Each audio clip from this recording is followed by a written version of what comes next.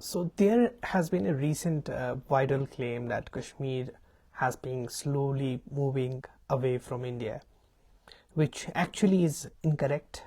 ऐसा कहना incorrect है क्योंकि geographically and technically it is the Indian plate जो आप यहाँ पे देख सकते हो, जो मैं ड्रॉ कर रहा हूँ, इंडियन प्लेट जो है वो मूव अवे कर रहा है. आपको पता था कि this was actually colliding. Indian plate जो था वो कोलाइड कर रहा था जो यूरेशियन प्लेट है उससे. बहुत हजार साल तक ये कोलिजन चलता रहा, जिसकी वजह से जो आप अभी भी सुन रहे होगे कि हिमालय जो है वो राइज करते हैं.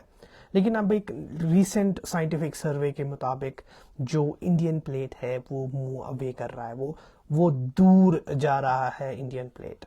तो ऐसा क्यों हो रहा है, हम इस बात को पूरी तरह समझते हैं. Why is this happening? So we talked about that the crown is separating from India is incorrect. Actually, Indian plate is the one which is moving away, and Indian plate was continually colliding with the Eurasian plate, and which was pushing Himalayas by 5 millimeter every year.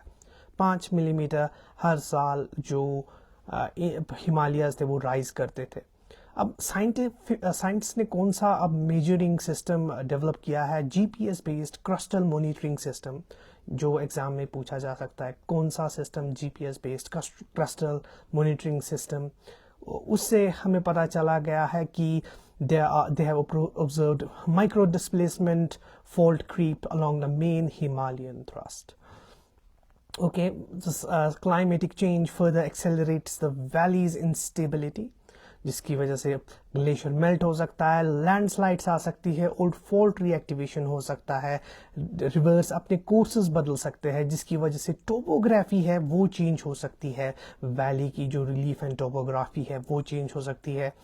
तो this doesn't threaten India's territorial integrity. बहुत हजार साल की बात हो रही है यहाँ पे जो ये स्लो मूवमेंट हो रही है. It will take thousands and thousands of years.